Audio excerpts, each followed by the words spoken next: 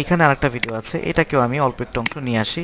তো এটা কি অনেক বড় সাইজের, রাইট? আমি এটাকে ছোট করে ফেললাম, ছোট করে এটাকে এখানে লাগাই দিলাম। এখন এই দুটোকে কিভাবে আনবো বা এখানে লাগাবো কিভাবে, এটা দুইটা কমান্ডই প্রচলিত। মানে আমরা নর্মালি এটাকে এরকম ডাবল সিলেক্ট করে এটাকে এরকম করে ডানে বামে টানতে পারি, এটা একটা অপশন।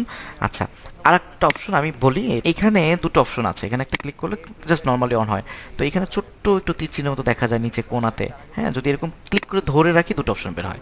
তো ট্র্যাক সিলেক্ট ফরওয়ার্ড টুল, এখানে যদি ক্লিক করি দেন আমি এখান থেকে ক্লিক করে সবগুলোকে একসঙ্গে নিয়ে যেতে পারি বা পেছনে নিয়ে আসতে পারি, এরকম শুরুর অংশ থেকে আমি এটা করতে পারি।